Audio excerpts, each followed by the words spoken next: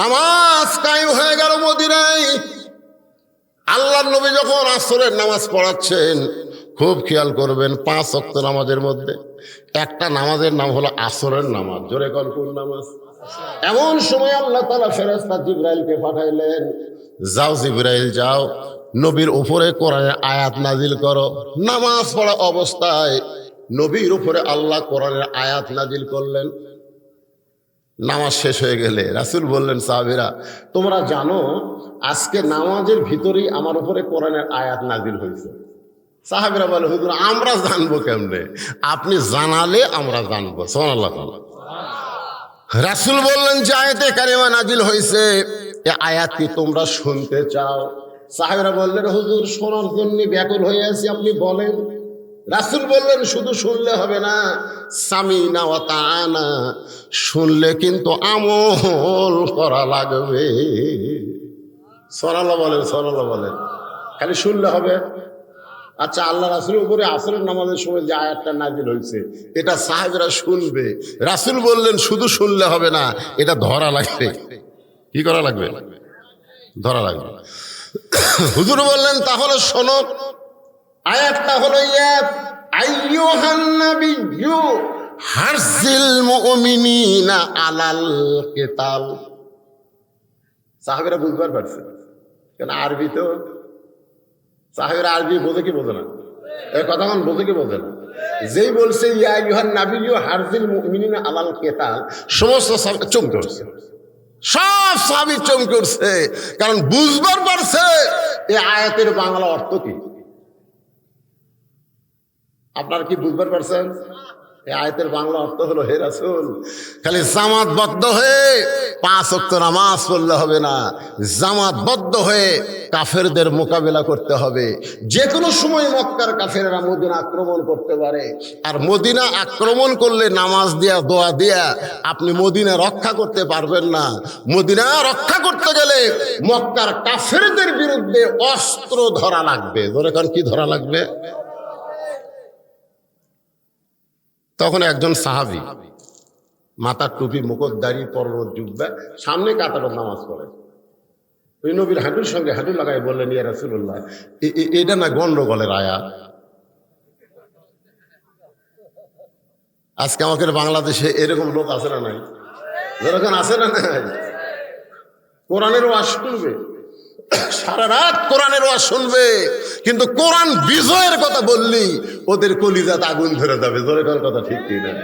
কারণ কোরআন থাকবে মৌলবীর কাছে, কোরআন থাকবে মসজিদে, কোরআন থাকবে মাদ্রাসায়, কোরআন সমাজের মধ্যে নিয়ে আসে। কেন রে? কোরআনের কথা বললি কবি হুজুর আবার এটা কি শুরু করলো? এই টুপিওয়ালা, দাড়িওয়ালা, জুব্বাওয়ালা নবীর হাঁটুর সঙ্গে হাঁটু লাগায় বলতে যে হুজুর এটা একটা গন্ডগোলের আয়াত। কিসের আয়াত? গন্ডগোলের আয়াত। আপনারা বলেন তো, আল কোরআনের আলো সব জায়গায় জ্বালো, এটা কি গন্ডগোলের স্লোগান? তাহলে আমার সঙ্গে সবাই বলা লাগবে, আল কোরআনের আলো। আমি কয়ে দিলাম ভাই রে, আমি কয়ে দিলাম সব জায়গায়। তারপরে ঘরে ঘরে কোন কেন?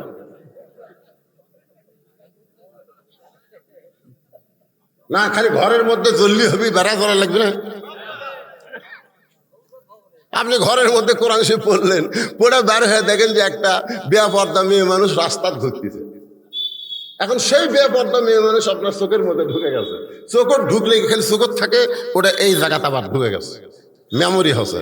মুখ আছে কাপার দিকে, চোখ আছে শেষদার দিকে, আর মন খালি বলতেছে রাস্তা কি দেখলাম রে। তাহলে আল কোরআনের আলো শুধু ঘরের মধ্যে জ্বালালে হবে না, সব জায়গায় জ্বলাতে হবে। এটা কি গন্ডগোলের স্লোগান? জোরে কোন গন্ডগোলের? আল কোরআনের আলো, কোরআন হাদিস যেখানে, দুনিয়ার মুসলমান লিল্লাহে তাকবীর। দুনিয়ার মুসলমান যে এক হয় তার প্রমাণ হলো আল্লাহর ঘর। আমি নিজের চোখে দেখছি আসরের নামাজ হুজুর নাই। ধরে কোন কি নাই? হুজুর নাই। 3 জন মুসল্লি ঢুকে খালি ঘড়ি দেখতেছে। ওই 3 মুসল্লি আবার 3 দল করে। ঘর কয়টা?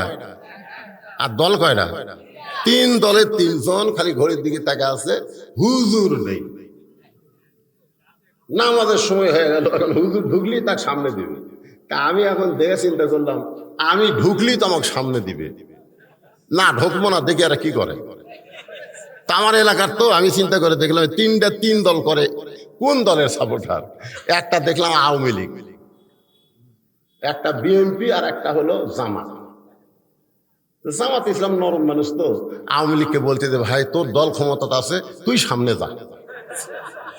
নরম হয়ে বলতেছে তোর দল এখন ক্ষমতা আছে, তুই সামনে যা। আওয়ামী লীগ বলতেছে ভাই বিরক্ত করিস না, ভাই মাঝে মধ্যে নামাজ পড়ি রে, কিন্তু পড়াবার পারি না। তখন জামাত ইসলাম বলতেছে ভাই বিএনপি তুই তাহলে সামনে যা। বলে পাগল হয়েছিস, মাঝে মধ্যে আকামত দিবার পারি, কিন্তু নামাজ কয় রাকাত কোনটা সেটা ঠিক মতো পড়াবার পারি না। তখন বলতেছে তুইও পারিস না, ওইও পারে না, তাহলে আমি যাই। তা না, আওয়ামী লীগ বলতেছে দেরি করিস কেন ভাই রে, টাইম হয়ে গেছে, সামনে যা। তখন বলতেছে ভাই রে কি নিয়ত করবে, কি নিয়ত করবে? তোমাকে কিন্তু বলা লাগবে ইক্তেদাইতু বিহাযাল ইমাম, আমরা এই ইমামকে অনুসরণ করতেছি। তা আমি এখন রাজাকার, তোমরা হলে আওয়ামী লীগ বিএনপি, আমাকে কি তোমরা অনুসরণ করবে? তখন আওয়ামী লীগ ছিলে বলতেছে তুই বাইরের কথা ভিতরে বলিস কেন রে? আমি আওয়ামী লীগ, তুই বিএনপি, তুই রাজাকার, এটা হলো বাইরের কথা। আর ভিতরের কথা আমরা 3 ভাই একসঙ্গে জামাত করতে চাই। এই জন্য দুনিয়ার মুসলমান এক একমাত্র কোরআনের মাহফিলে পারে। জোরে কোন কথা ঠিক কিনা? এখানে সব দলের লোক আছে, কিন্তু আল্লাহর কোরআনের কারণে আমরা দল ভুলে গিয়া, মুখ ভুলে গিয়া আল্লাহর কোরআন থেকে তাফসির শোনার জন্য এখানে আমরা বসে পড়েছি। একটু মনোযোগ দিয়ে শোনেন। আল্লাহ রাসূলের হাঁটুর সঙ্গে হাঁটু লাগাইয়া ওই টুপিওয়ালা, জুব্বাওয়ালা, দাড়িওয়ালা প্রথম কাতারের সাহাবী যখন বলতে যে হুজুর এটা গন্ডগোলের আয়াত, সঙ্গে সঙ্গে নবী চুপ মেরে গেলেন। এত সুন্দর নামাজি, 5 ওয়াক্ত নামাজ সামনে কাতারে পড়ে, সেই লোকটা যখন বলে গন্ডগোলের আয়াত, তাহলে এটা কে? এতদিন ধরে জানতাম পাকা মুসলমান, কিন্তু এই মুহূর্তে আমি জানতে চাই এটাকে। এমন সময় আল্লাহ তাআলা জিবরাইলকে পাঠায় দিলেন। ফেরেশতা জিবরাইল বলতেছেন ওয়ামিনান নাসি মান ইয়াকুলু আমান্না বিল্লাহি ওয়া বিল ইয়াউমিল আখিরি ওয়া মা হুম বিমুমিনিন। মানুষের মধ্যে এমন কিছু মানুষ আছে, মনোযোগ দিয়ে শোনেন, এমন কিছু মানুষ আছে যারা বলে আমরা আল্লাহ বিশ্বাস করি, আখিরাতকে বিশ্বাস করি, নামাজ পড়ি, রোজা করি। আল্লাহ বলতেছে এরপরও সে মুমিন না, কারণ আল্লাহর কোরআনের একটা আয়াতকে যে মানবে না সে ব্যক্তি মুমিন না, সে হলো মুনাফিক। জোরে বলেন সে কি? মুনাফিক। মসজিদ নববী তৈরি হলো, নবী মেহরাব বানালেন। মেহরাব খুব খেয়াল করবেন, মেহরাব মানে মাইক থোয়ার জায়গা না, ইমামের মেম্বর থোয়ার জায়গা মেহরাব না। মেহরাব হলো অস্ত্র রাখার জায়গা। ধরে ঘর কথা ঠিক না? আজকে প্রত্যেকটা মুসলমানের মেহরাবে যদি বাতিলের মোকাবেলার করে অস্ত্র থাকতো, ইসরায়েলি ইহুদির বাচ্চার ক্ষমতা হতো না বাইতুল মুকাদ্দাসের দিকে নজর দেওয়া। জোরে কোন কথা ঠিক না? সব ভুলে যায়, তসবিহ লিখছে, তসবিহ। কি মুসলমান কোন জায়গা থেকে আইছে? বদরের যুদ্ধে নবী মাথার টুপি খুলে মাথার হেলমেট দিছে, হেলমেট জুব্বা খুলে নবী সৈনিকের পোশাক পরছে, কোমরে একটা পেটি বাঁধবে, ঢিল হচ্ছে বারবার। আলীকে ডাক দেয়, বলে আলী আমার কোমরের বেল্ট একটু টাইট করে দাও তো। আবু বকর বলে হুজুর আপনি আল্লাহর নবী, আপনার কোমরের বেলে এত টাইট হওয়া লাগবে কেন? রাসূল বললেন আমি আল্লাহর নবী, কিন্তু আজকে বদরের যুদ্ধে আমি হচ্ছে আল্লাহর সেনাপতি। জোরে কোন সুবহানাল্লাহ। কি মনে করছেন যে নবীর প্রতি দরুদ পড়ে জান্নাতে যাবেন, নবীর সুপারিশ দিবেন? আর সেই নবী বাতিলের বিরুদ্ধে লড়াই করেছে, সেই নবী উহুদের ময়দানে দান শহীদ করেছে, আর সেই নবীর উম্মতেরা আজকে বাতিলের সঙ্গে আপোষ করে জান্নাতে যাবার চায়। জান্নাত তোমার মামার বাড়ি না। বলে কোন কথা ঠিক কিনা? একটু মনোযোগ দিবেন। এই মসজিদের মধ্যে 5 ওয়াক্ত নামাজ কায়েম হয়েছে। নবী হচ্ছেন মক্কার প্রেসিডেন্ট। ছোট্ট করে আপনাদের বলি, আসরের নামাজের ইমামতি করবেন নবী। মনে আছে না ভুলে গেছেন? কোন নামাজ? আসরের নামাজ। হযরত বেলাল আকামত দিচ্ছে, নবী আমার মেহরাবের মধ্যে ঢুকতেছে। আল্লাহ রাসূল ততক্ষণ পর্যন্ত কিবলামুখী হন না যতক্ষণ পর্যন্ত সাহাবীরা কাতার সোজা না করে। কাতার সোজা যতক্ষণ না করে ততক্ষণ নবী কিবলামুখী হয় না। আমার কথা বুঝলেন? মসজিদে ঢুকলে কি সোজা করা লাগবে? কাতার সোজা করা লাগবে। এখন বলেন, আপনাকে সামনে কাতারে যদি একটা চেয়ার থাকে, না না না বিরক্ত না, সামনে কাতারে একটা চেয়ার আছে, তাহলে কাতার সোজা কিভাবে করবেন? আমাকে ফতুয়া দেন তো। না, অনেকে কয় হুজুর, এই হুজুর চেয়ারের বিরুদ্ধে একলাই কয়। আমি একলা না, বাংলাদেশের সমস্ত আলেম চেয়ারের বিরুদ্ধে ফতুয়া দিছে। জোরে কোন কথা ঠিক কিনা? হ্যাঁ, ইউটিউবে যান, যা লগ ইন করেন যে চেয়ারে বসে নামাজ হবে কিনা লেখেন।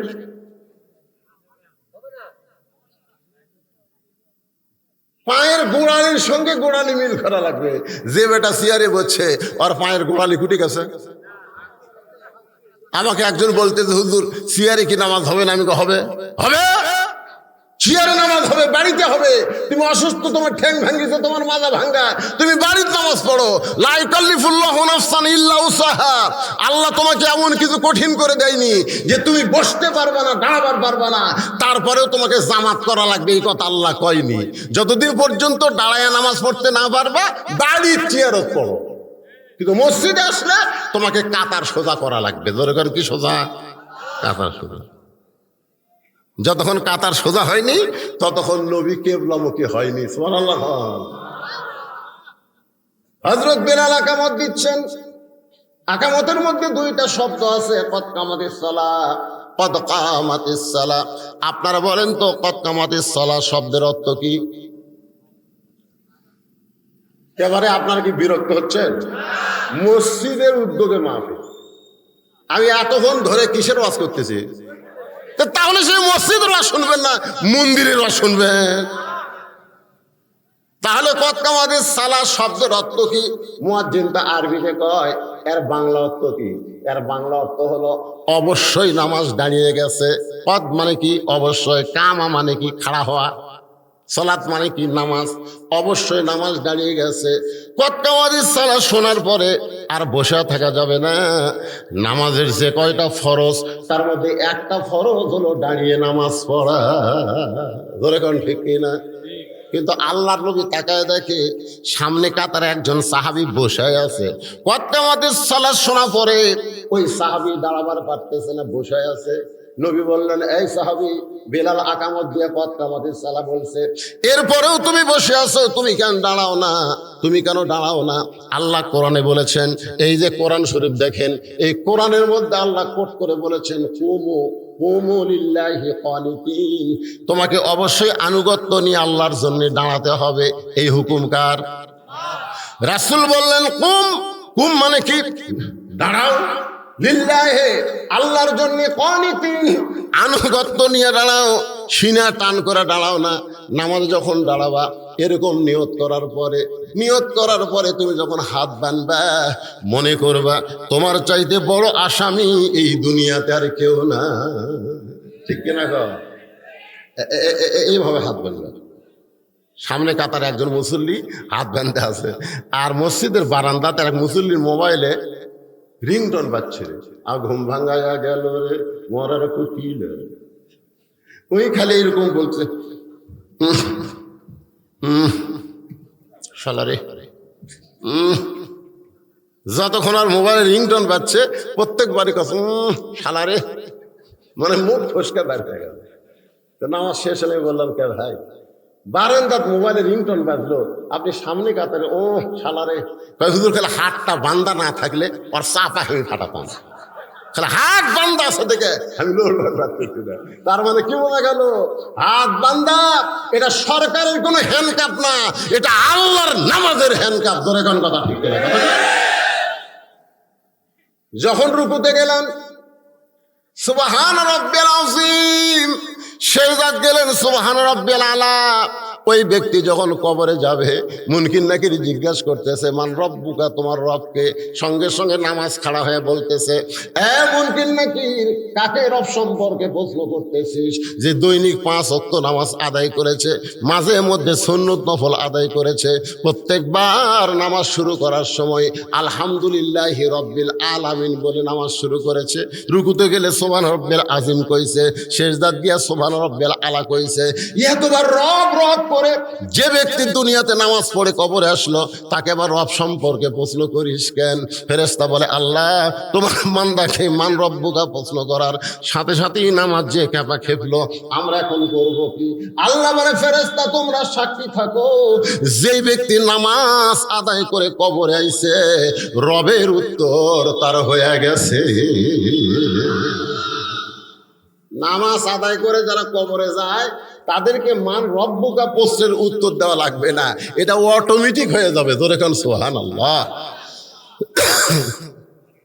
আল্লাহ নবী বললেন, দাঁড়াও। সবাই দাঁড়াইছে, আর তুমি বসে আছো কেন? এমন সময় ওই সাহাবী কাঁদতেছে। রাসূল কয়, কান্দো কেন? বলে, কান্দার কারণ হলো আজকে 3 দিন হলে না খাওয়ার কারণে আমার দেহটা এত দুর্বল হয়ে গেছে। হুজুর আপনি বলেছেন যখন মুয়াজ্জিন আজান দিবে, পুরুষ মানুষ তারা বাড়িতে নামাজ পড়তে পারবে না। আপনি বলেছেন আজান দিলে পুরুষ মানুষকে মসজিদে আসতে হবে। আমি হামাগুড়ি দিয়া মসজিদের বারান্দায়, আমার মন বলতে যে সামনে কাতারের ফজিলত বেশি, শুধুমাত্র ফজিলত পাওয়ার আশায় সামনে কাতারে বসে গেছি।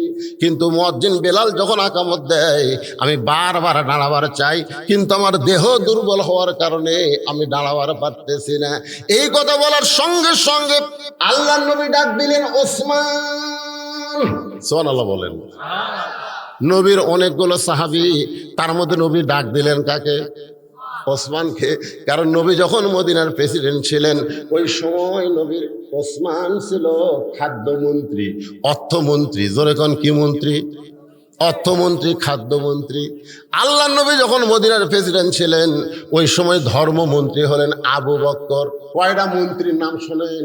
দেখেন তো মন্ত্রীর সাথে দপ্তরের সাথে তাদের মিল আছে কিনা। ধর্মমন্ত্রীর নাম হলো আবু বকর। যেরকম ধর্মমন্ত্রীর নাম কি?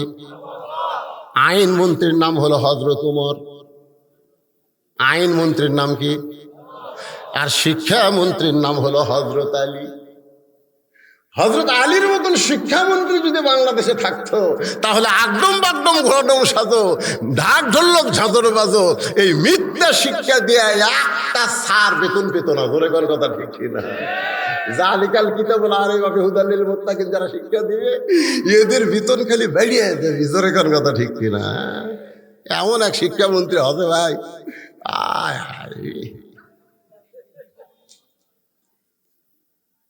রে 90% মুসলমানের দেশে কোরআনের মাদ্রাসা ভিক্ষা করা লাগবে কে রে? প্রাইমারি মাস্টার খালি মোসর তাও দেয় কি ভাই? তাও দেন কেন? আরবি পড়ান না কেন? আর আমরা আইরে আইটিয়ে লাউ ভরা দিয়ে লাল গেল বল মাসে, তাই না দিকে ভোদর না, এই মিথ্যা শিক্ষা দিয়ে মাস গেলে 50,000 পাই। তখন আমরা গালো থেকে সর দেখো মরা এলে, এটা কোন দেশ রে? এটা কোন দেশ? কয়েকদিন আগে আমি গেছিলাম ইসলামপুর, জামালপুর ইসলামপুর, ধর্মমন্ত্রী এলাকা। যেরকম কি মন্ত্রী? ধর্মমন্ত্রী। আশ্চর্য। খালি মন্ত্রিত্ব দিলে হবে না, ধর্মের সাথে তার সম্পর্ক থাকা লাগবে। যেরকম কথা ঠিক কিনা? আল্লাহ রাসূল বললেন, সাহাবীরা আমার ধর্মমন্ত্রী আবু বকরকে তোমরা চিনো? সাহাবের বললেন, হুজুর চিনবো না কেন? সে হলো আপনার 1 নম্বর সাহাবী। রাসূল বললেন, খালি এই চিনলে হবে না, আজকে জোহরের সময় স্বয়ং আল্লাহ তাআলা আমার আবু বকরকে সালাম দিয়েছে। সুবহানাল্লাহ। স্বয়ং আল্লাহ তাআলা আবু বকরকে সালাম দিয়েছে। নবী চমকে বলে, জিবরাইল আমার আবু বকরের মধ্যে এমন কি গুণ আছে যে গুণের কারণে আল্লাহ সালাম দিল? জিবরাইল বলতেছে, হুজুর আমি তাই জানি। আল্লাহ খালি কইলো আবু বকরকে সালাম দিয়ে পৌঁছে দাও, কিন্তু আবু বকর তো আপনার কাছে নাই। এই সালামটা আপনি আবু বকরকে পৌঁছায় দিবেন আর বলবেন আল্লাহর আরশ থেকে আবু বকরকে সালাম দিয়েছে। নবী চমকে গিয়ে বলে, জিবরাইল, আমার আবু বকর এমন কি আমল করে যে আমল করার কারণে আল্লাহ সালাম দেয়? জিবরাইল বলে, হুজুর আপনি তদন্ত করে দেখেন তো কোন আমলের কারণে আল্লাহ আবু বকরকে সালাম দেয়। দুনিয়ার সবাই যখন ঘুমায় গেছে এমন সময় নবী আমার তদন্তে বের হয়েছে। তদন্ত করতে গিয়া আবু বকরের জানলার পাশে দাঁড়াইছে। বিষাক্ত সাপ যেমন ফসফস শব্দ করে এমন করে কান্নার আওয়াজ আবু বকরের ঘরের ভিতর থেকে আসতেছে। নবী চমকে গেল। যেই মানুষটা জান্নাতের 1 নম্বর, সেই মানুষটা এমন করে গভীর রাত্রে কেন কান্দে? নবী কিছুই বললেন না। ফজরের সালাম ফিরাইয়া নবী আবু বকরের মুখের দিকে তাকায় থাকলেন। মুখটা মলিন, চোখ ভরা পানি। রাসূল বললেন, সাহাবীরা রে, তোমরা সবাই একটু ঘরের বাহিরে যাও, মসজিদের বাহিরে যাও, আবু বকরের সঙ্গে আমার গোপন কিছু গল্প আছে। সবাই যখন চলে গেল নবী ডাক দিলেন, আবু বকর এমন কি আমল করো বাবা যে আমল করার কারণে আরশের আল্লাহ তোমারে সালাম দেয়? গাছের গোড়া কাটলে গাছটা যেমন ঠাস করে পড়ে যায়, আবু বকর তেমনি পড়ে গেলেন মসজিদ নববীর মাজায়। রাসূল কপালে চুমা দিল, আবু বকর এই খবর শুনে তুমি খুশি না হয়ে কান্দো কেন?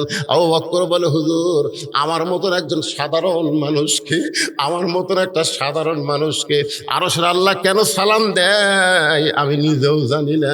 রাসূল বলে, আবু বকর আমিও জানতাম না, জিবরাইলও জানতো না, কিন্তু তদন্ত করে দেখেছি দুনিয়ার সবাই যখন ঘুমায় তখন তুমি এমন করে কান্দো কেন? আবু বকর বলে, রাসূলুল্লাহ আমার বড় ভয় হাসরের ময়দানে আল্লাহ যদি সবাইকে জান্নাত দেয় আর যদি বলে একটা ব্যক্তি জাহান্নামে যাবে, আমার মনে হয় সেই একটা ব্যক্তি যদি আবু বকর হয়। রাসূল বলে, আবু বকর যার কলিজায় যত আল্লাহর ভয় তার জন্য আরশের আল্লাহর সালাম লিল্লাহি আইনমন্ত্রীকে কেমন আইনমন্ত্রী? এই কেমন আমাদের বাংলাদেশের আইনমন্ত্রী নাই? কথা কোন আছে না নাই? আর উমর আইনমন্ত্রী, যে উমর সম্পর্কে রাসূল বলেছে আমার পরে কেউ যদি নবী হতো লাউ কানা উমর, জোরে গান সুবহানাল্লাহ। অর্থমন্ত্রীর নাম কি? ওসমান গনি। জোরে বলেন নাম কি? ওসমান গনি। রাসূল ডাক দিলেন ওসমান, সঙ্গে সঙ্গে ওসমান বলে, লব্বাইক রাসূলুল্লাহ। আল্লাহ নবী বলেন, ওসমান তোমার এই ভাই, এ ভাই মনোযোগ দিয়ে শোনেন, তোমার এই ভাই আজকে 3 দিন হলে না খেয়ে আছে। কয় দিন?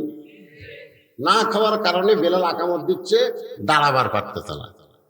আল্লাহ তোমাকে এত সম্পদ দান করছে, সেখান থেকে তোমার ভাইকে কি কিছু দেওয়া যায় না?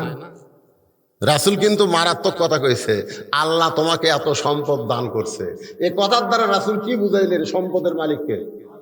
আরো জোরে বলেন। পকেটের টাকা আছে, ব্যাংকের টাকা আছে। হ্যাঁ কি হুজুর আমার ভবিষ্যতে কোনো চিন্তা নেই, আমার ব্যাংকে 20 লাখ টাকা আছে, খালি মরে দেখ চিন্তা আছে না নাই? তোর ভবিষ্যৎ কিরে পাগলা? ভবিষ্যৎ ব্যাংকের টাকা না, তোর ভবিষ্যৎ হলো মরা। জোরে কোন কথা ঠিক কিনা? বাংলাদেশে এক বাপ মরে গেছে, ছেলে মেয়েরা টাকা নিয়ে ভাগ করতে করতে বাপ যে মরিছে ওরা খেয়ে নিলে 48 ঘন্টা হয়ে গেছে, লাশ ফুলে উঠছে। পাশের লোকরা চিন্তা করে, এই বাড়ির মুরব্বী মরে গেল, তার দাফন কখন হবে, জানাজা কখন হবে, কোনো ঘোষণাই তো হলো না।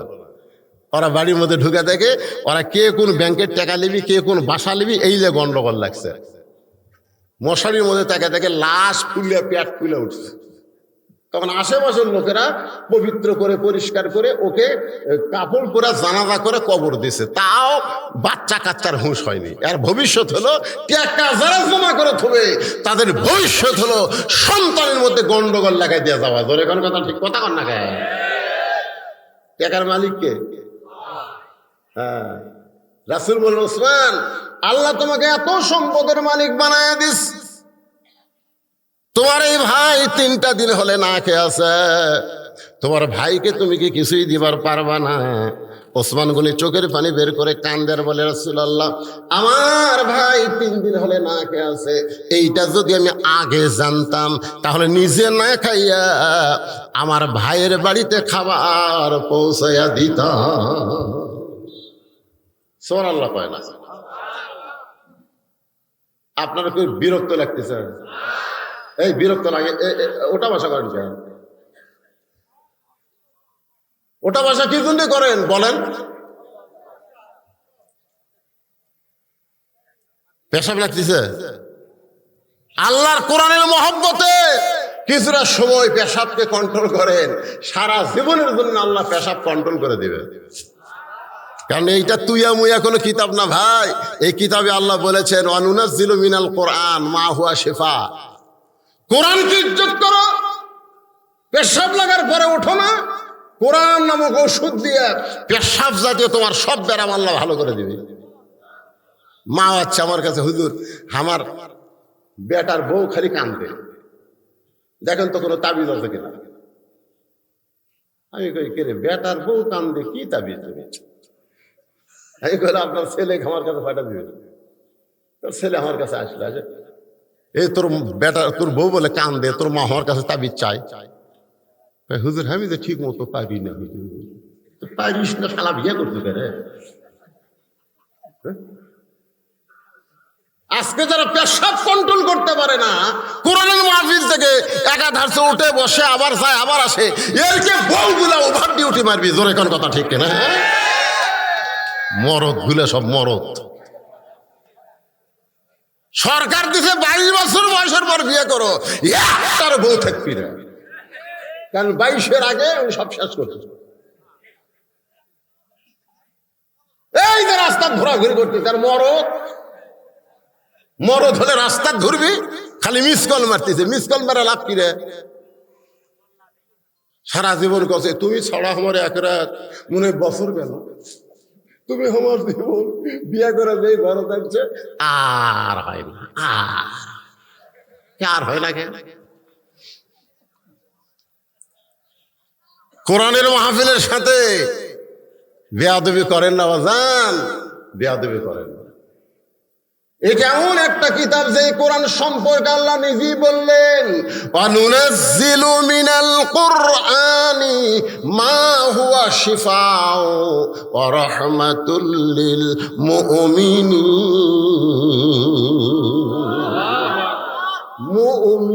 মুমিনিন বলছে, যদি বলতো ও রাহমাতুল লিল আলামিন, আলামিন বলে নাই, মুমিনিন শুধুমাত্র আমাদেরকে লক্ষ্য করে আল্লাহ বলেছেন।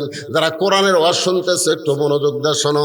ওসমান গনি চোখের পানি বের করে বলে, ইয়া রাসূলুল্লাহ, আমার ভাইটা 3 দিন হলে না খেয়ে আছে, এটা যদি আমি আগে জানতাম নিজে না খাইয়া আমার ভাইয়ের বাড়িতে খাবার পৌঁছাইতাম।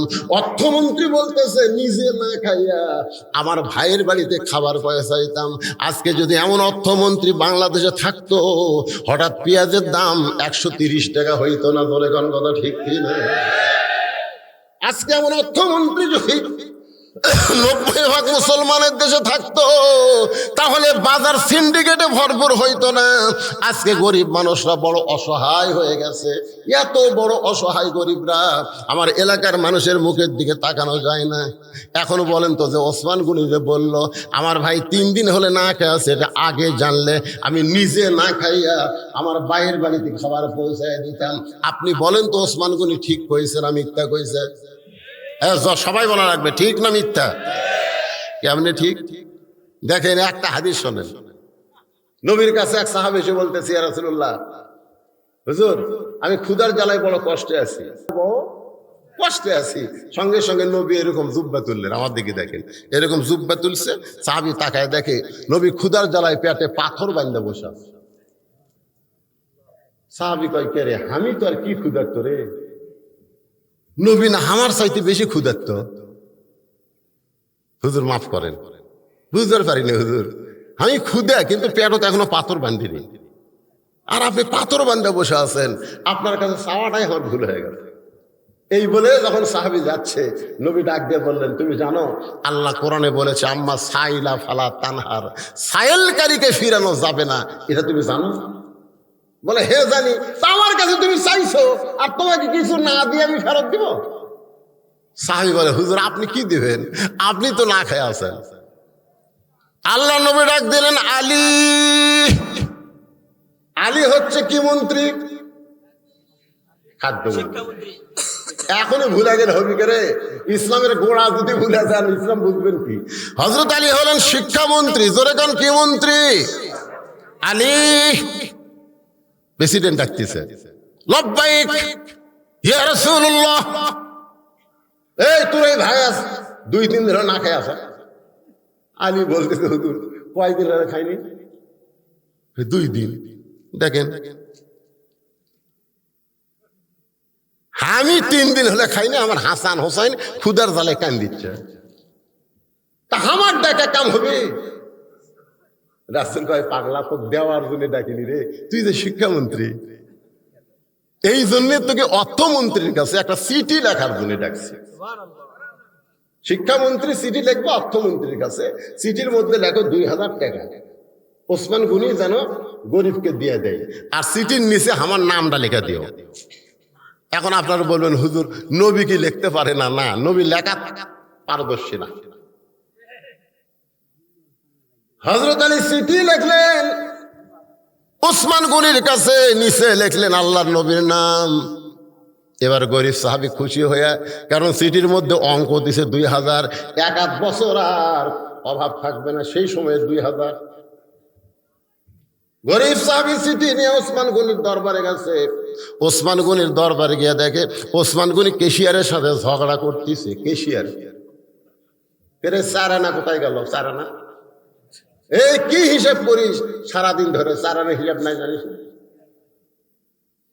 ওসমান গনি যখন 4 আনার জন্য কেশিয়ারে ধরছে, গরিব খালি চিঠির দিকে দেখে আর চিন্তা করে, কোটি 4 আনা আর কোটি 2000। নবীর কাছে গিয়া বলতেছি, ইয়া রাসূলুল্লাহ, হুজুর আপনি দিবার পারেননি ভালো কথা, কিন্তু এমন এক কিরপনের কাছে আমারে পাঠাছেন যে 4 আনার জন্য কেশিয়ার ছাড়ে না, ওই 2000 টাকা আমাকে দিবে। আল্লাহ রাসূল বলে, তুমি চিঠি দেখাছো? আমি তো পরিবেশে ফেলাম না, আবার যাও। নবীর কথা মতো আবার গিয়া দেখে কেশিয়ারের কপাল ঘেমে ঘাম টপ টপ করে পড়তেছে, আর ওসমান গনি কিছুক্ষণ পরে বলতেছে, 4 আনার হিসাব দে, 4 আনার হিসাব না দিলে তো ছাড়বো না। 1 ঘন্টা হয়ে যায়, 1 ঘন্টা হয়ে যায় যে ওসমান 4 আনার জন্য কেশিয়ারকে ছাড়ে না। সে ওসমান কোনোদিন 2000 টাকা দান করবে না। আবার যদি নবীর কাছে যায়, নবী ধমক দিয়ে আবার পাঠায় দিবে। না খাইয়া বসে থাকা যায়, কিন্তু না খাইয়া ঘোরা যায় না। খাইয়া এক জায়গায় বসে থাকা যায়, কিন্তু ঘোরা। আমি দেখছি আমার গ্রামের এক ফকির একবারে ভিক্ষা নিয়ে 2 বাড়ি বাদ দিয়ে আবার 3য় বাড়ির দরজা। আমি বললাম, কে রে ভাই, মাঝখানে 2 বাড়ি বাদ দিলা কেন? হুজুর আপনি ভিক্ষা করেন তখন বুঝবেন। আমি বললাম, ভিক্ষা করে বোঝা লাগবে কে রে? তুই বুঝা দিলি তো বুঝি। বলে, হুজুরে মাঝখানে 2 বাড়ি আমি তালাক দিছি। তালাক দিলি কেন? বলে, এর আগে কমপক্ষে 10 বার ভিক্ষা চাইছি, প্রত্যেক বাড়ি বলেছে মাফ করো। তো যারা ফকিরের কাছে মাফ চায়, এই সালাকের চাইতে বড় ফকির আর দুনিয়াতে নেই। এরকম আমি তালাক দিছি, হুজুর আমার সময়ের দাম নেই। আপনি কি মনে করছেন আমার সময়ের দাম নেই? যে বাড়ির ভিক্ষা নেই সেই বাড়ির ফকির নাই। গরিব সাহাবী চিন্তা করে, 2 বার গেলাম 4 আনার হিসাব ছাড়ে না, আবার যদি যাই নবী আবার পাঠায় দিবে। দরকার নাই, না খাইয়া বসে থাকা ভালো, কিন্তু ঘোরা ভালো না। সিটি পকেটের মধ্যে রাইখে গরিব সাহাবী যখন গোপন রাস্তা দিয়ে পলাবার যায়, এমন সময় দেখে রাস্তার মাথায় হযরত আলী দাঁড়ায় আছে। শিক্ষামন্ত্রী হযরত আলী রাস্তার মাথায় এভাবে জোড়হাত করে বলতেছে, ভাইজান তোমার যে চিঠি লিখে দিলাম তার বিনিময় হিসাবে 2টা টাকা কি আমার দেওয়া যায় না? তোমার কাছে ভিক্ষা চাচ্ছি না, দান চাচ্ছি না, আমি শিক্ষামন্ত্রী হয়ে যে তোমার চিঠি লিখে দিলাম, এর বিনিময়ে কি 2টা দিরহাম আমাকে দিবা না? আমার হাসান হোসাইন বড় না খেয়ে কাঁদতেছে। ভাই রে, 2টা টাকা দাও, এই 2 টাকার বিনিময়ে হাসান হোসাইনকে আমি একটু খাওয়াবার চাই। গরিব কান্দে, আলী বলে কান্দো কেন? বলে আপনি শিক্ষামন্ত্রী হয়ে আপনার সন্তানরা না খেয়ে আছে, কিন্তু আপনি দেখেন এই চিঠিখানা আমার পকেটের মধ্যে, এখন পর্যন্ত এই চিঠি ওসমানের কাছে আমি দিবার পারি নাই। আলী বলতেছে কারণ কি? বলে দুইবার গেছি, কেশিয়ারের সঙ্গে ঝগড়া করতেছে 4 আনার হিসাব দিয়ে। যেই বেটা 4 আনার হিসাব ছাড়ে না, সেই বেটা কোনোদিন গরিবকে 2000 টাকা দেবে না। আলী ধমক দিয়ে বলে পাগল, এই চিঠি আল্লাহর রাসূল লিখেছে, আলী লিখেছে তা কিন্তু না, কারণ নবী যা কিছু করে নিজেই করে না, নবী করে আমার আল্লাহর ইশারা। মায়ান্তিকু পড়েন, মায়ান্তিকু আনিল হাওয়া ইন হুয়া ইল্লা ওয়াহয়ুন ইউহা। যা আবার যা। আলীর ধমকে গেছে, যা দেখে ওসমান গনি আর কেশিয়ার দুইজন আল্লাহর শুকরিয়া আদায় করতেছে। আলহামদুলিল্লাহ আলহামদুলিল্লাহ, 4 আনার হিসাব মিলে গেছে। ধরে কোন সুবহানাল্লাহ। আপনাদের মনে হচ্ছে হুজুর 4 আনা কোনো পোষা হলো? 4 আনাও গরিবদের, ধনীদের কাছে পয়সা। তুমি যদি হিসাব না করো, যাকাত দাও, তোমার একটা যাকাত আল্লাহর দরবারে আদায় হবে না। ধরে কোন কথা ঠিক কি না? পাই পাই পাই পাই হিসাব করা লাগবে। যেই মাত্র গরিব চিঠিখানা ওসমানের দরবারে দেয়, ওসমান চিঠিখানা পড়ে একটা চুমা খাইছে। চুমা খাওয়ার পরে বলতেছে ভাইজান এই চিঠি কে পাঠাইছে? গরিব সাহাবী বলে নিচের দিকে তাকায় দেখেন আল্লাহর নবীর নাম লেখা আছে, আল্লাহর নবী এই চিঠি পাঠাইছে। সঙ্গে সঙ্গে ওসমান গনি চিঠিতে একটা চুমা দিয়ে বলে ভাইজান এই চিঠি কে পাঠাইছে? গরিব পাইকারে, আল্লাহর নবী এই চিঠি পাঠাইছে। সঙ্গে সঙ্গে ওসমান গনি চিঠিতে একটা চুমা দিয়ে বলে ভাইজান এই চিঠি কে পাঠাইছে? গরিব মনে মনে কয় তুই 4 আনার জন্য কেশিয়ার ছাড়িস না, চিঠির মধ্যে 2000 টাকার অঙ্ক দেখে তোর মাথা পাগলা হয়ে গেছে। এই চিঠি আল্লাহর নবী পাঠাইছে। সঙ্গে সঙ্গে ওসমান গনি চিঠিতে একটা চুমা দিয়ে বলে ভাইজান এই চিঠি কে পাঠাইছে? গরিব চিল্লাই বলে তোর টাকার আমার দরকার নাই। 3বার নবীর নাম বললাম, এরপরেও যখন জানতে চাস কে পাঠাইছে, তোর টাকার আমার দরকার নাই। রাগ করে নবীর কাছে গিয়ে বলে রাসূলুল্লাহ আপনি দিবার পারবেন না ঠিক আছে, কিন্তু এমন কৃপণ ওসমানের কাছে আমারে কেন পাঠাইছেন? 3বার আপনার নাম বললাম, আপনি চিঠি পাঠাইছেন, কিন্তু আমার কাছে খালি শুনবার চাই চিঠি কে পাঠাইছে, আর নাম বলি নাই হুজুর। রাগ করে আপনার কাছে নালিশ দিলাম। নবী চোখের পানি বের করে বলে আমার অর্থমন্ত্রী তো এমন হওয়ার কথা না। আমার অর্থমন্ত্রী কি বাংলাদেশের টাকা বিদেশে পাচার করলো নাকি? অর্থমন্ত্রী কেন এমন করে ফেরত দিল?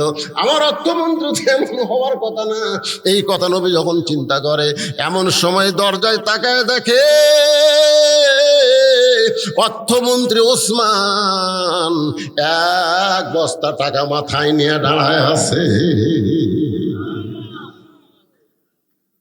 নবী বলে বাবা ওসমান তোমার ভাইকে 2000 টাকা দান করার কথা বলেছি, কিন্তু 2000 টাকা না দিয়ে 1 বস্তা টাকা কেন নিয়ে আইছে? ওসমান গনি কান্দের বলে রাসূলুল্লাহ প্রথম চিঠি পাওয়ার কারণে আমার ভাইকে আমি 2000 টাকা দেওয়া নিয়ত করেছি, আর বারবার নিয়ত করেছি যতবার আপনার পবিত্র নাম বলবে প্রত্যেকবার 2000 করে টাকা পাঠায় দিব।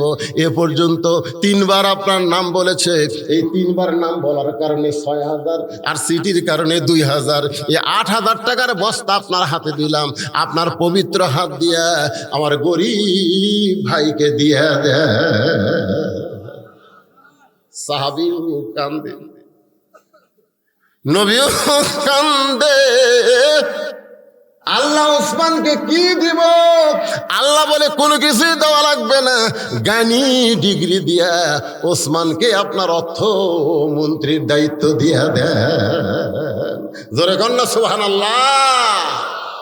সে ওসমানকে নবী বলতেছে, ওসমান, আল্লাহ তোমাকে এত সম্পদ দান করেছে, তোমার গরিব ভাইটা না খেয়ে বসে আছে, তুমি কি তাকে খাবার দিবার পারো না? ওসমান গনি চোখের পানি বের করে বলে, হুজুর, আমার ভাই 3 দিন হলে না খেয়ে আছে, এটা যদি আমি আগে জানতাম নিজে না খাইয়া আমার ভাইয়ের বাড়িতে খাবার পৌঁছাইতাম।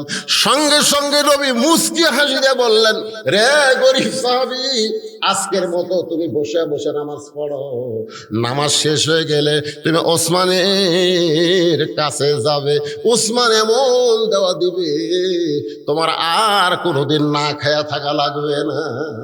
সুবহানাল্লাহ না খায় আল্লাহ ধন ওসমানকে দিয়া, আল্লাহ গেছে খালি হইয়া, আল্লাহর ধন ওসমানে দিয়া আল্লাহ গেছে খালি হইয়া, কেউ কোনদিন ফিরবে না রে ওসমানেরই দরবারে। যদি এই কথা কয়, সওয়াব হবে না পাপ হবে? আরো জোরে গান কি হবে? নবী বলতেছেন, নামাজ শেষ হলে ওসমানের কাছে যাইও, ওসমান এমন দেওয়া দিবে তোমার আর না খেয়ে থাকা লাগবে না। ওই দুর্বল সাহাবী ছোট বাচ্চার মতন কান্দে। রাসূল বলে, কান্দো কেন? নামাজ শেষ হলে ওসমানের কাছে যাবে, কান্দো কেন? বলে, ইয়া রাসূলুল্লাহ, এখন পর্যন্ত আমার ঈমান বলতেছে ইন্না সলাতি, পড়েন, ইন্না সলাতি ওয়া নুসুকি ওয়া মাহইয়ায়া ওয়া মামাতি লিল্লাহি রাব্বিল আলামিন। দুর্বল সাহাবী বলছে, তো হুজুর, এখন পর্যন্ত আমার ঈমান বলতেছে ইয়্যাকা না'বুদু ওয়া ইয়্যাকা নাস্তাইন, আমি যার ইবাদত করি তিনি আমাকে সাহায্য করবে। এখন পর্যন্ত আমার ঈমান বলতেছে যে যার নামাজ পড়ি তিনি আমাকে সাহায্য করবে। যতক্ষণ পর্যন্ত আমার ঈমান বলবে যার নামাজ পড়ি তিনি আমাকে সাহায্য করবে, ততক্ষণ পর্যন্ত না খাইয়া খাইয়া মরে যাব, কিন্তু আমি ওসমানের দরজায় যাব না। লিল্লাহে তাকবীর। আপনারা বলেন তো, এই যে দুর্বল সাহাবীর এই ঈমান পাকা করেছে কোন ইবাদত? কথা কয় না, কোন ইবাদত? নামাজ। এখন পর্যন্ত ইয়্যাকা না'বুদু ওয়া ইয়্যাকা নাস্তাইন, কার ইবাদত করি? না খাইয়া খাইয়া মরে যাব, কিন্তু আল্লাহ ছাড়া ওসমানের দরজাতে আমি যাব না। সঙ্গে সঙ্গে নবী জোড়হাত করে বললেন, আজকে আসরের নামাজ দেরিতে হবে, আজকে আসরের নামাজ দেরিতে হবে। এই কথা বলে নবী মেহরাব থেকে গরিব সাহাবীর দিকে পা বাড়ালেন।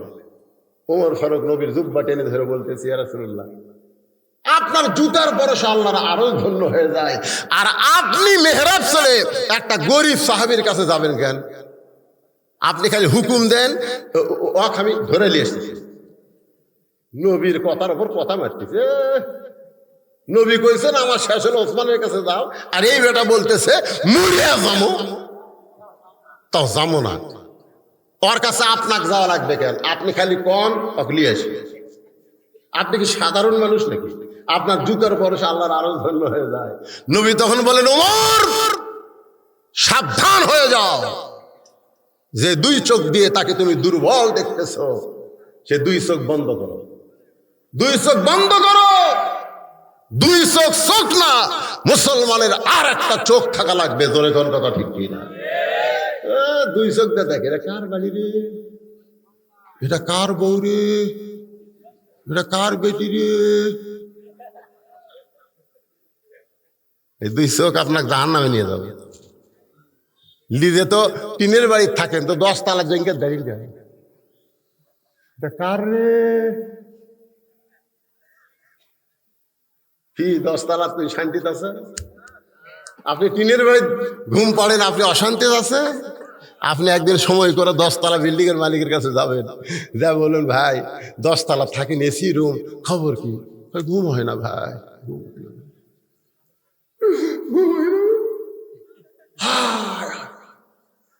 ঘুম হয় না কেন? বেটি একটা ভেনালার সাথে প্রেম করতেছে, বেটা আমার হিরোইন খাইবে, আমার বউ মাঝে মধ্যে ওভার ডিউটি করে, 3 আলা বাড়ি করতে গেলে মরত। বেটার দিকে তাকালি বেটা বসে, বেটির দিকে তাকালি বেটি ঘরের মধ্যে যায়, আর বউ আমি যা কই তাই। আর 10 তলা থাকা লাগবি, 3 তলা ঘরের মধ্যে। আগে গেটের চাবি লাগাচ্ছে, শোনেন, গেটের চাবি লেগে টানতিছে, জাপানি তালা ঠিক মতো লাগছে কিনা। আবার যায় 3 তলার ঘরও তো আবার শীতকালি দিয়ে, তারপরে ঘুমের বড়ি খাইয়াই ঘুম আসবে। আল্লাহুম্মা বিসমিকা বলতি উপর তলার এক ইন্দুর, বিড়াল নিচ তলার ইন্দু ধরা ধরে লাফ মারছে। যেই লাফ মারে বউটা কি হয়েছে, চোরাইছে রে, চোরাইছে রে, চোরাইছে। নিচে তাকা দেখে বিলে ইন্দুর খাচ্ছে। হায় রে, ঘুম নাই রে, মন খারাপ করা গেটের কাছে যায়, দেখে এক ভুটভুটি আল্লাহ তেল ফুরে গেছে। ওই ধনী মানুষের গেটে ওই ভুটভুটি থুয়া, কয়েল টয়েল কিছু নেই,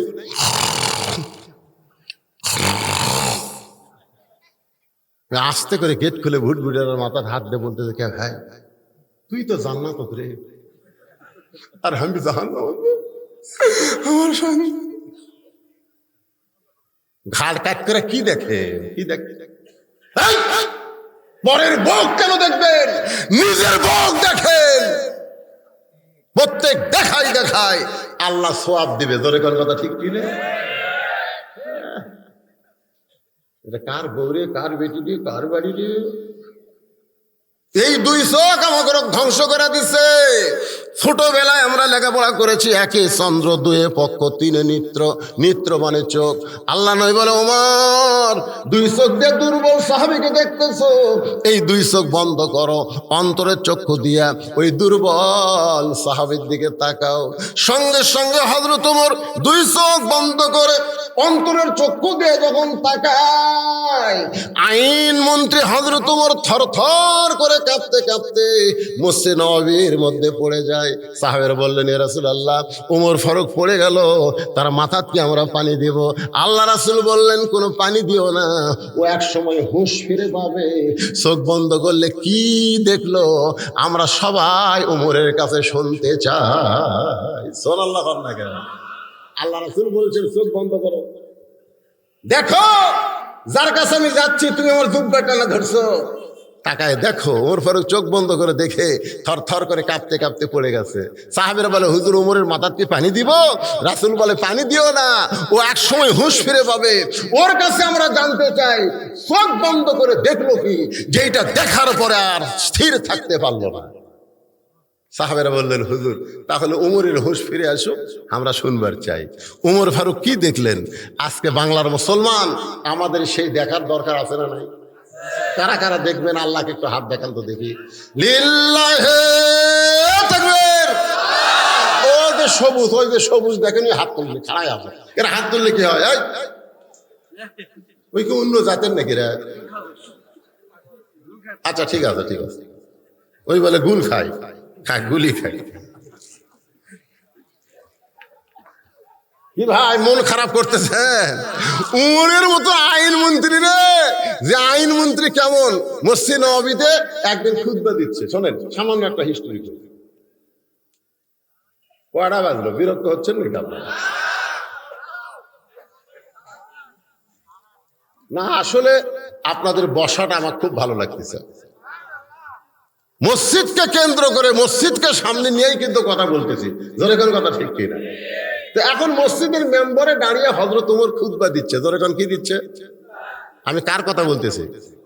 আইন মন্ত্রী। জোরে কোন কি মন্ত্রী? মাঝখান থেকে এক সাহাবী দাঁড়িয়ে বলতেছে, ইয়া আমিরুল মুমিনিন। তখন তিনি মদিনার খলিফা। শুধু মদিনার খলিফা নয়, বাংলাদেশের মতন 96টা দেশের খলিফা।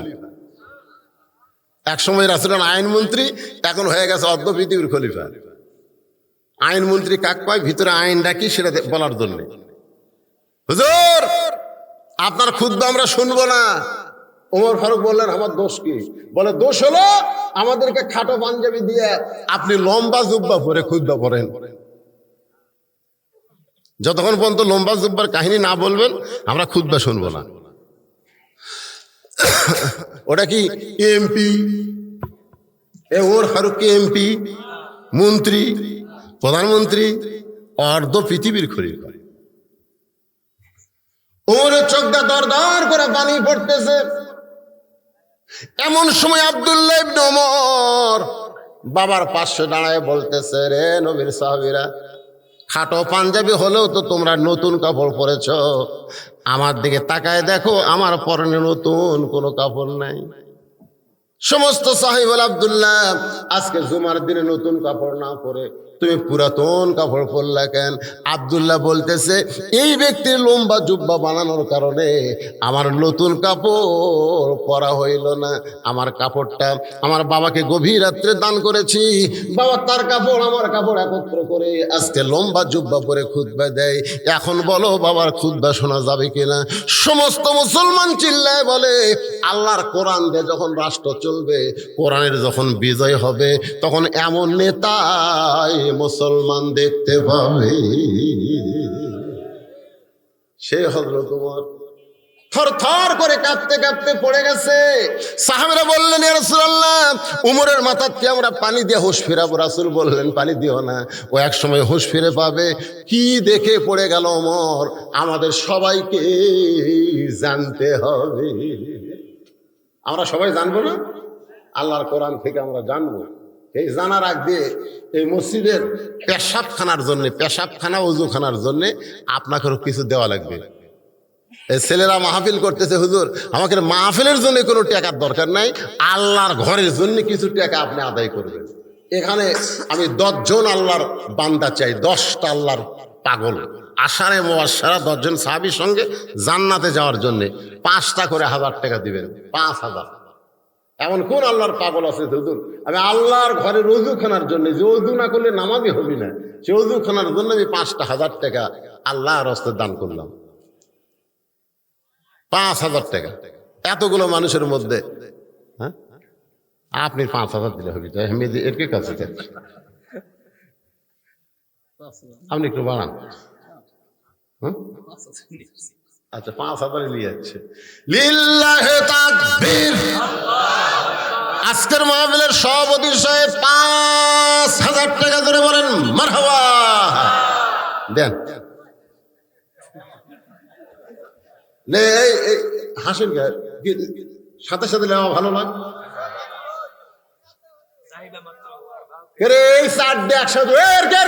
কি হয় রে? আশ্চর্য ধরনের কথা। মাশাআল্লাহ, আমি চাইবা মাত্র 5000 টাকা নগদে করছে দান। আমরা দোয়া করে দেব আজকের মাহফিলের সম্মানিত সভাপতি আলহাজ মোহাম্মদ মোবারক আলী আমার ভাইকে। এক ভাই আমরা আরাফাতের হাজি, একসঙ্গেই যেন আল্লাহ আমাদেরকে জান্নাত দেয়। জোরে কোন আমিন। বাপ মা বাঁচে আছে না মারা গেছে? মা আছে, আমারও মা আছে।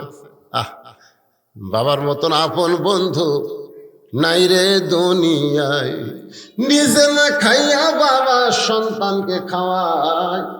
বাবার মতন আপন বন্ধু নাই রে দুনিয়ায়। আমি দোয়া করে দেই আমার ভাইজানের বাবাকে আল্লাহ জান্নাতি কবর কবুল করুক। জোরে কোন আমিন।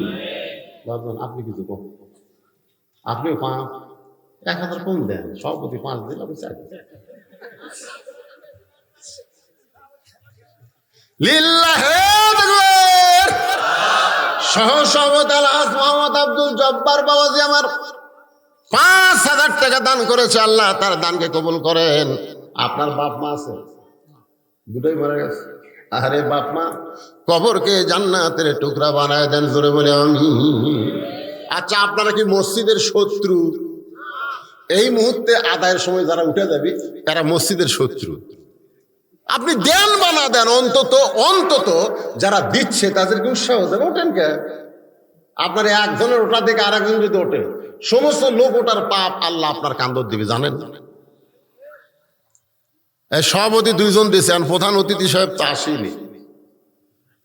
না না, এমপি সাহেব আছে, তাই এমপি সাহেবের প্রতিনিধি কেউ আইছে নাকি? দিছে?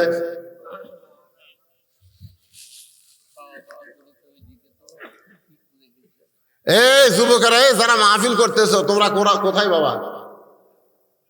এখানে যুবকেরা আছে না? সব কোন গেছে?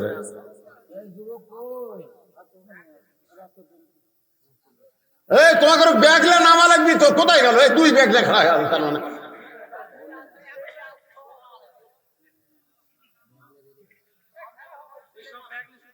কোটি কোটি ব্যাগ আলা কোটি। এ ভাই ব্যাগ লিয়ে, মাশাআল্লাহ, এই ব্যাগ নিয়ে আপনাদের কাছে যাচ্ছে আল্লাহর ঘরের ওযুখানার জন্য। আপনারা সবাই দান করবেন, রাজি আছেন? 10 পারেন, 20 পারেন, 50, 100, যে যা পারেন আল্লাহর হস্তে ব্যাগের মধ্যে দিবেন। দেন, সবাই দেন, সবাই দেন, সবাই দেন। আজকের মাহফিলের বিজ্ঞাপনে বিশেষ অতিথি যারা, তারা আসেনি। আমার মহিলাদের মধ্যে মা বোনদের কাছে যাবেন। গভীর রাত্রে হযরত আলী ফাতেমাকে দাফন করার পর দোয়া করতেছে, আল্লাহ ফাতেমাকে তুমি কবুল করো। দোয়া শেষ করে তাকায় দেখে সামনে কয়েকটা পুরাতন কবর দেখা যায়। এইমাত্র ফাতেমাকে কবর দিলাম, সেই নতুন কবর গেল কোন জায়গায়? আটিক আলী গোটা জান্নাতুল বাকি দৌড়ায় ফাতেমার কবর, ফাতেমার কবর। কি যেন ডাক দেবে, আলী ফাতেমা পর্দা নিশি, আমি আল্লাহ জোহরা ডিগ্রি দিয়া ফাতেমার কবরটাকে কিয়ামত পর্যন্ত পর্দা করেছি। আমার মা বোনেরা যারা ওয়াজ শুনতেছেন, মা আপনাদের বেশি ওয়াজ আল্লাহ করে নাই, মাত্র 4টা ওয়াজ করেছে। 1 নম্বর হলো পর্দা, 2 নম্বর স্বামীর কথা মতো চলা, 3 নম্বর নামাজ পড়া, 4 নম্বর রমজান মাসে রোজা করা। 4টে আমল যদি করতে পারেন 8টা জান্নাতের দরজা আল্লাহ খুলে দিবে। দেন এই ব্যাগলা খালি ঘরে গেলে, খালি ঘরে গেলে ব্যাগলে রে দেন, যাই যা পারেন আল্লাহর ঘরে দেন, সবাই দেন। দানকারী গো পিতা মাতা, সুখে রাখো কবরে, নূরের টুপি পরাইয়া উঠাবেন রোজ হাসরে। আমি আশ্চর্য হয়ে গেলাম, কে খালি সভাপতি আর সহসভাপতি দান করেন, আর লোক নাই? এই পেজের ওপর লোক নাই? নগদ বাকি যে যা পারেন লিখে দেন। তো ওযুখানার জন্য সিমেন্ট লাগবে, সিমেন্ট দেন। টাইলস লাগবে, টাইলস, যে বসে থাকে উজু করবেন ওটা টাইলস দিবে, দেন। আল্লাহর রাস্তায় কোন যে হুজুর আমি 10টা টাইলস দিব, অসুবিধা কি? হ্যাঁ, আহনাফ হক রাইয়ান 500 টাকা দান করেছে আল্লাহর ঘরে। আল্লাহ দানকে কবুল করেন। এরকম 500, 1000 যাইদা পারে দেন, বাজান দেন, দেন। দুনিয়ারই সম্পদ দুনিয়াতে রবে, ফকির হইয়া মানুষ কবরেতে যা। আপনারা যাচ্ছেন কেন? আজকে শেষ, যাচ্ছেন কেন? ওর ঘর কি দেখলো রে? হ্যাঁ,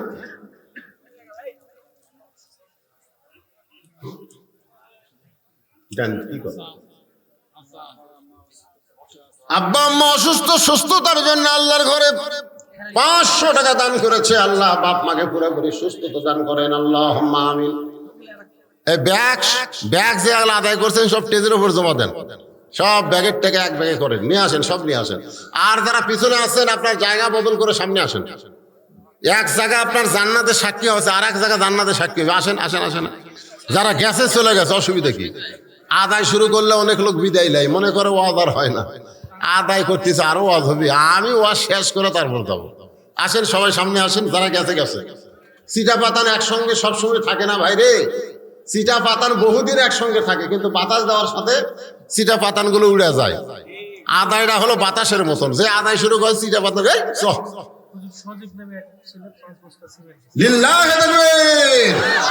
সজীব নামে আল্লাহ তোমার একজন বান্দা 5 বস্তা সিমেন্ট আল্লাহর ঘরে করছে দান। আল্লাহ সজীবের দানকে আল্লাহ আপনি কবুল করেন। আল্লাহ দেখবে অগ্নিকাশা পড়া, আল্লাহুম্মা আমিন। বাপদান কি দিলেন? 200 টাকা। জি, তোমার এক বান্দা 200 টাকা নগদ করছে দান। আল্লাহ দানকে কবুল করে জান্নাত ঘরের মালিক বানায় দেন, আল্লাহুম্মা আমিন। জায়েদ মিয়া বাপ মার জন্য 1 বস্তা সিমেন্ট করবে দান। আল্লাহ বাপ মার কবর জান্নাতের টুকরা বানায় দেন, আল্লাহুম্মা আমিন।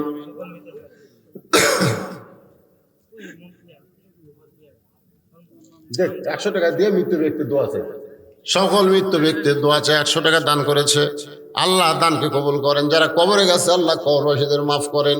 একটু জিকির করে লা ইলাহা ইল্লাল্লাহ, জোরে জোরে লা ইলাহা।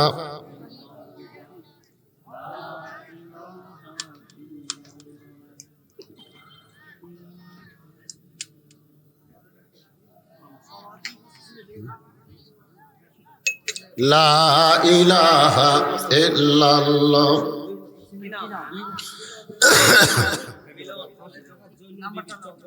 মাশাআল্লাহ, চক গোবিন্দর একজন মা জয়নব বিবি 500 টাকা দান করেছে। আল্লাহ নবীর একটা মেয়ের নাম ছিল জয়নব, আবার নবীর একটা বিবির নাম ছিল জয়নব, খুব সুন্দর নাম। এই দান করার কারণে আল্লাহ জান্নাতের মালিক বানান। 1 বস্তা সিমেন্ট দিবেন, কি নাম? মিলন। আল্লাহ তোমার ঘরে 2 বস্তা সিমেন্ট করবে দান। আল্লাহ মিলনের দানকে আল্লাহ আপনি কবুল করেন। আল্লাহুম্মা আমিন, আল্লাহুম্মা আমিন। কবুল করো, কবুল করো। মোদের কামনা দানকারকে দিবেন জান্নাত, আল্লাহ নিরাশ করবেন না। আপনারা এত সুন্দর মসজিদ করছেন, মসজিদের ওযুখানা আছে? হ্যাঁ, পেশাবখানাও ঠিক মতো নাই। তাহলে এইগুলা করার জন্য মসজিদের লোকেরাই তো দিবি রে। আপনারা যারা মসজিদ করেছেন এত সুন্দর, তারা এটা করতে পারবেন না?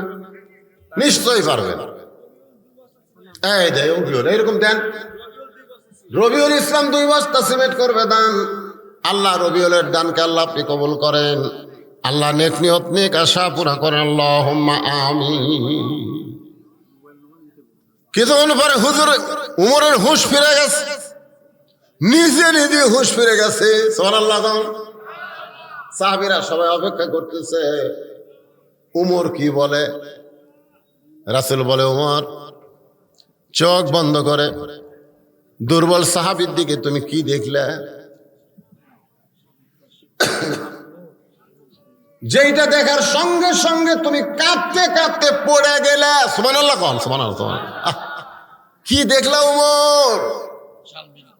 শারমিন একজন মা আমার 500 টাকা দান করছে। আল্লাহ শারমিনের দানকে আল্লাহ আপনি কবুল করেন। আল্লাহুম্মা আমিন। মায়েরা, আপনাদের ওয়াজ বেশি না, মা খালি পর্দার মধ্যে থাকবেন। আপনার পেটের ভিতর থেকে যে সন্তানটা আসবে সে আল্লাহর ওলি হয়ে যাবে ইনশাআল্লাহ। 4 বস্তা সিমেন্ট তো মোবারক আর 1 বস্তা দিলে তো 5 বস্তা হয়, 5 ওয়াক্ত নামাজ। মোবারক 4 বস্তা সিমেন্ট করলো দান। মোবারকের দানকে আল্লাহ আপনি কবুল করেন। আল্লাহুম্মা আমিন। আর 1 বস্তা কে দিল এখানে? 1 বস্তা এই শিখু, এই শিখু ভালো নাম কি?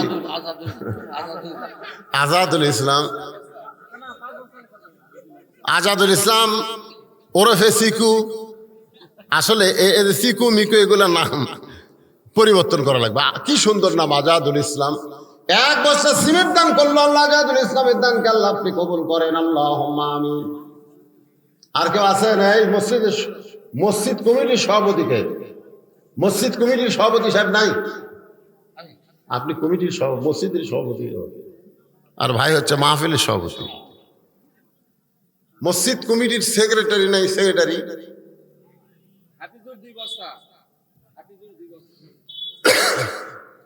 হাফিজুল ইসলাম 2 বস্তা সিমেন্ট দান করবে। আল্লাহ হাফিজুলের দানকে কবুল করেন। আচ্ছা, এই সিমেন্ট গুলো আপনারা যে লাগাবেন কি দিয়ে? বালু লাগবে না? বালু লাগবে? ফ্রি দিবি?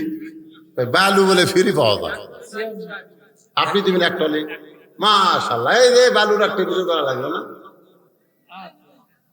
নাম কি? মামুন চক দৌলত। মামুন চক দৌলত।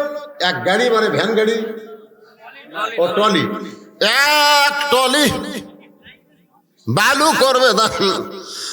আল্লাহ তার দানকে কবুল করেন। আল্লাহুম্মা আমিন। আচ্ছা, এই সিমেন্ট যে লাগাবেন টাইলস লাগবে না? হ্যাঁ, আপনাদের মধ্যে এমন কোন আল্লাহর বান্দা আছে? হুজুর, আল্লাহর বান্দা মুসল্লিরা বসে ওযু করবে, সেই জায়গায় আমি একটা টাইলস লাগাই দেব, এরকম এমন কোন পাগল নাই? একটা টাইলস দিবার। 7,000 টাকা। কি কথা রে ভাই, এলা মরদ গুলো ডিঙ্গা চলে গেল রে। লিল্লাহে তাকবীর। পারভিন সুলতানা খোসালপুর 7,000 টাকা ধরে গেল। মারহাবা। আমরা দোয়া করি 7টা জাহান্নাম আল্লাহ যেন তার জন্য হারাম করে দেয়। ধরে গান আমিন। জাহিদ 500 টাকা দান করেছে আল্লাহ। জাহিদের দানকে আল্লাহ আপনি কবুল করেন। আল্লাহুম্মা আমিন। বাড়ি ছিলেন আপনি? নাম কি? মাইনুল ইসলাম। আইনুল, দেখেন আপনি চিনেন বলেন নামে কবে। আইনুল ইসলাম 2 বস্তা সিমেন্ট দান করবে। আইনুলের দানকে আল্লাহ আপনি কবুল করেন। আল্লাহুম্মা আমিন। বারেক চৌধুরী এক বস্তা সিমেন্ট করবে দান, আল্লাহ তার দান কবুল করো, আল্লাহুম্মা আমিন। কবুল করো মোদের কামনা। দানকারীকে দিবেন জান্নাত, আল্লাহ নিরাশ করবেন না। দেলু চাচা এক বস্তা সিমেন্ট করবে দান, আল্লাহ দেলু চাচার দানকে আল্লাহ আপনি কবুল করো, আল্লাহুম্মা আমিন। ভাই আমি আপনার অনুরোধ করতেছি, আপনারা সিমেন্ট কিনে যেন মসজিদে নিয়ে আসেন না। সিমেন্টের যে টাকা হবে সেই টাকা মসজিদ কমিটিকে দিবেন। আমার কথাকে বুঝতে পারলেন? আপনি এক নিয়ে আসলেন এক সিমেন্ট, আর একজন আর এক সিমেন্ট নিয়ে আসলো, এক কোম্পানির হলো না দুই কোম্পানি হলো, তখন কিন্তু ফেটে দেবে, ওই পাকা কিন্তু ফেটে দেবে, বুঝলেন? এই জন্য একই কোম্পানির সিমেন্ট হওয়া লাগবে। এই জন্য আপনার সিমেন্ট না দিয়ে সিমেন্টের বদলে 550 করে টাকা দেবেন। এক বস্তা সমান 550 টাকা হবে না? মাশাআল্লাহ। মহিলাদের একটু ওয়াজ কর, নামাজই পড়া পারে না মসজিদে, তারপরেও যে দান করতেছে। আমার মায়েরা, পর্দার অন্তরাল যারা আছে, ও মা, আপনাদের জান্নাতি নারীদের নেত্রী হবে ফাতেমা। সেই ফাতেমা পর্দানিশী, তার আমল করবেন, ফাতেমার সঙ্গে আল্লাহ জান্নাত দিয়ে দিবে। মেয়েদের 1 নম্বর আমল হলো পর্দা, 2 নম্বর আমল হলো স্বামীর কথা মতো চলা, 3 নম্বর আমল হলো নামাজ, 4 নম্বর হলো রমজান মাসে রোজা। অনেকে বলবে হুজুর নামাজের আগে পর্দার কথা কেন বললেন? আসলে পর্দা যদি না থাকে একটা মেয়ের নামাজ হবে না। নামাজ পড়তে গেলে ঘরের মধ্যে যেমন পর্দা করে, বাহিরেও তেমন পর্দা করা লাগবে। চক গোলাম জাহাঙ্গীর 2 বস্তা সিমেন্ট করবে দান, আল্লাহ দানকে কবুল করেন। উমর ফারুক বললেন, রে নবীর সাহাবীরা শোনো, আল্লাহ নবীকে সামনে, এই কথাটা গুরুত্বপূর্ণ, শেষ কথা শোনো, আল্লাহ নবীকে সামনে নিয়ে বলতেছি, আমি এই 2 চোখ দিয়ে শুধু দুর্বল সাহাবীকে দেখছিলাম যে 3 দিন না খাওয়ার কারণে দাঁড়াবার পারে নাই।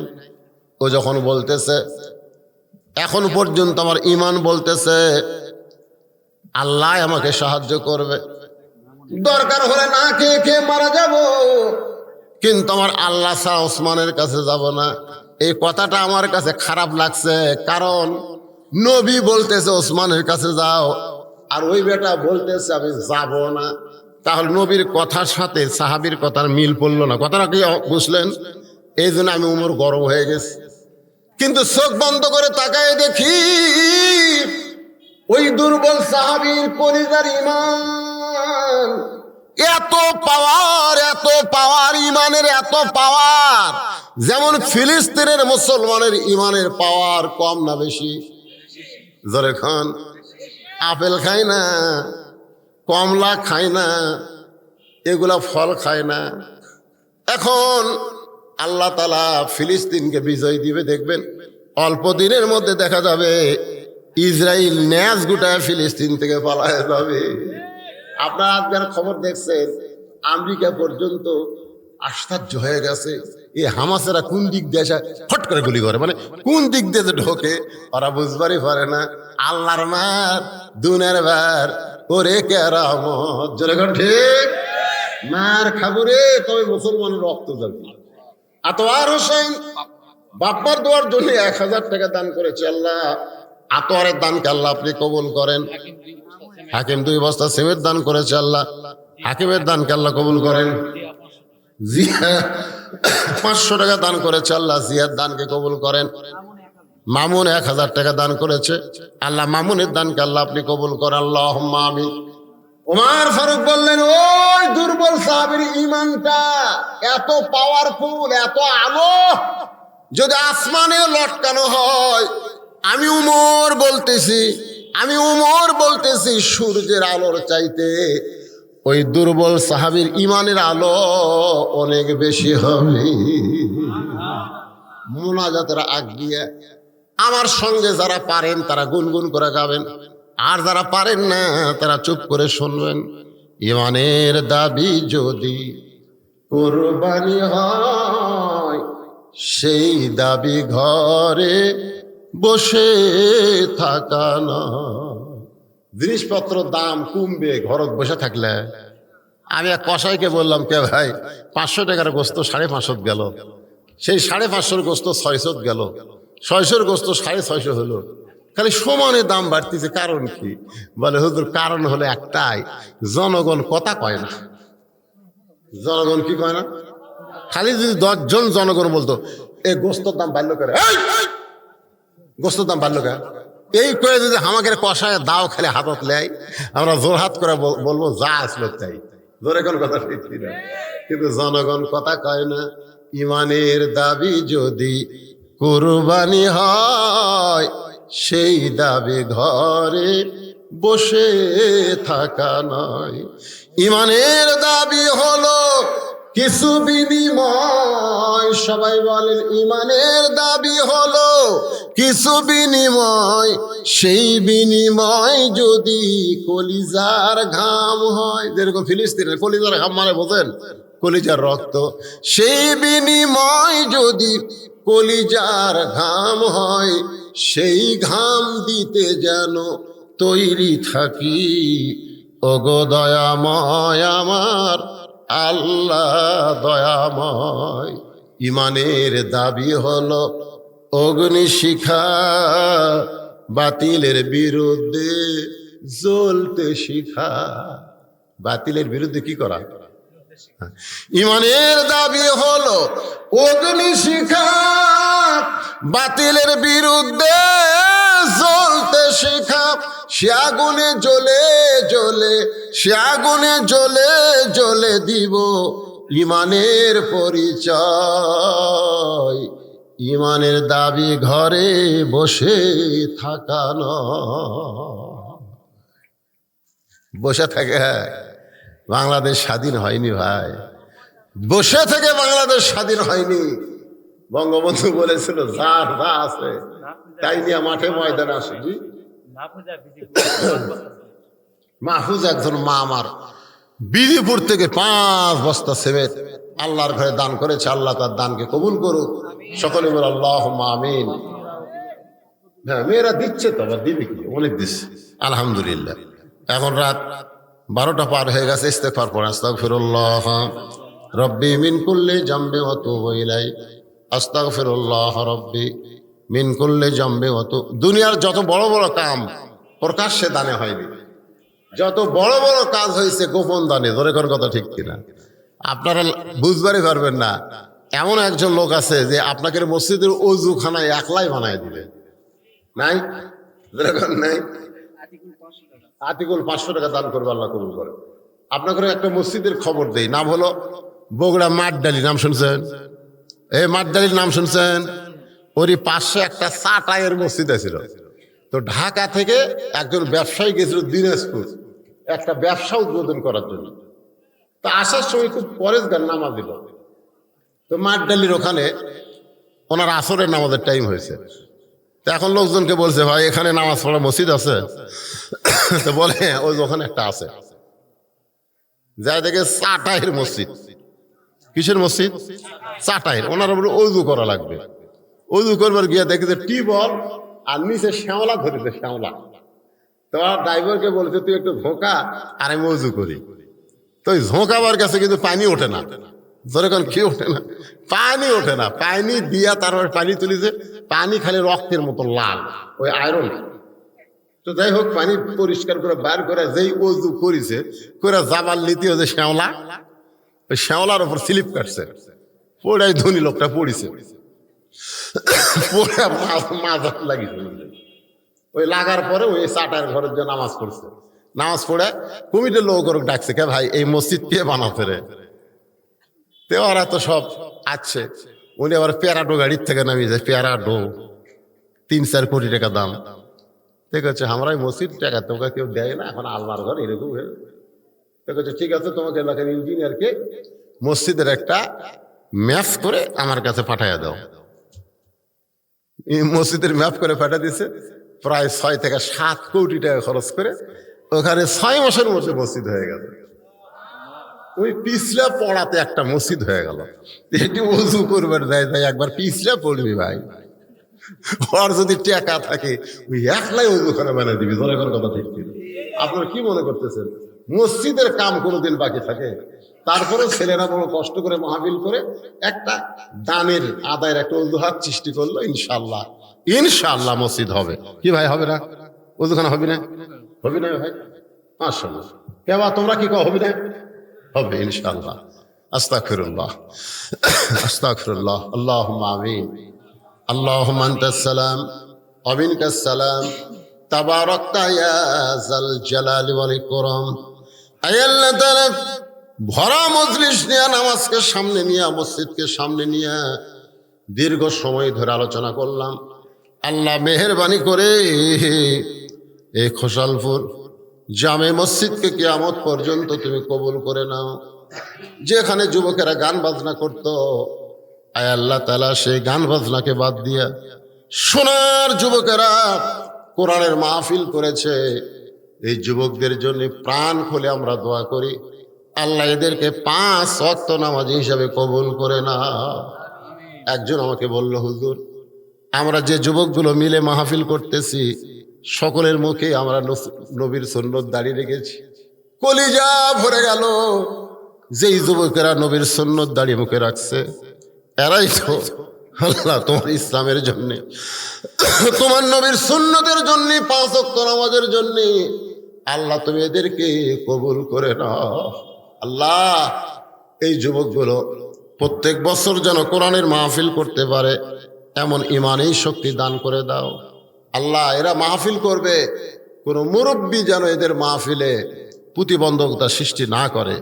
আল্লাহ মুরব্বীদের সেই ইমান দাও। মুরব্বীদের আমি বলবো, যদি আপনার আপত্তি করেন তাহলে এরা তো গান বাজনা করবে, তাই এদেরকে সর্বাত্মক সহযোগিতা করবেন, এরা যেন কোরআনের বাগান লাগাতে পারে। আল্লাহ আল্লাহ যুবকদের জন্য দোয়া করি, মাবুদ এদেরকে তুমি ইমান ইসলামের জন্য কবুল করে নাও। আল্লাহ আল্লাহ এই যুবকের মধ্যে কেউ যদি অসুস্থ থাকে সুস্থ করে দাও। আল্লাহ অভাব থাকলে মোচন করে দাও। যারা ব্যবসা করে ব্যবসায় বরকত দাও। যারা চাকরি করে চাকরির মধ্যে রহমত করো। যারা শ্রমিক মাঠে মজুরি কাজ করে আল্লাহ দেহেরটা সুস্থতা শক্তি দান করে দাও। আল্লাহ পর্দার অন্তরালের মা বোনেরা আবিদা সালিহা পর্দা নিজে কবুল করে মা ফাতেমার চরিত্র দান করে দাও। মাবুদ আমরা যারা হাত তুলেছি, আমাদের জনম দখনে মা বাবা যাদের কবরে চলে গেছে, আল্লাহ মেহেরবানি করে মা বাবার কবরকে জান্নাতের টুকরা বানিয়ে দাও। আজকের মাহফিলের সম্মানিত সভাপতি সহ সভাপতিকে আল্লাহ তুমি কবুল করো। প্রধান অতিথি বিশেষ অতিথিদের আল্লাহ তুমি কবুল করো। আল্লাহ তাআলা যারা মসজিদকে মহব্বত করে নগদে বাকিতে দান করেছে, আল্লাহ সকলের দানগুলোকে জান্নাতের বিনিময় হিসাবে কবুল করে নাও। সুবহান রাব্বিকা রাব্বিল ইজ্জাতি আম্মা ইয়াসিফুন। আল্লাহ ওয়াস্তা করলাম, আবার দোয়া করি, আল্লাহ তুমি আবাবিলকে দিয়া কাবা ঘর হেফাজত করেছো। আল্লাহ আজকে বাইতুল মুকাদ্দাস তোমার ঘর, ইহুদেরা জুতা পায়ে দৌড়াদৌড়ি করতেছে, মুসলমানের রক্ত ঝরতেছে। আল্লাহ আল্লাহ আর কত দেখবে মুসলমানের রক্ত, শিশু বাচ্চাদের রক্ত। আল্লাহ এ পর্যন্ত প্রায় নিরীহ 10,000 ফিলিস্তিনকে ওরা হত্যা করেছে। আল্লাহ আল্লাহ তুমি রহম করো। আল্লাহ আল্লাহ ফিলিস্তিনকে তুমি বিজয় দাও। ফিলিস্তিনরা তো নিজের জন্য যুদ্ধ করে না, দেশের জন্য করে না, তোমার ঘরের জন্য এরা যুদ্ধ করতেছে। আল্লাহ আল্লাহ যারা চলে গেছে তাদেরকে শহীদি মর্যাদা দান করো। আল্লাহ আল্লাহ যারা আহত অবস্থায় আছে আল্লাহ সুস্থতা দিয়ে দাও। আল্লাহ গোটা বিশ্বের মুসলমানকে ফিলিস্তিনের পক্ষে আল্লাহ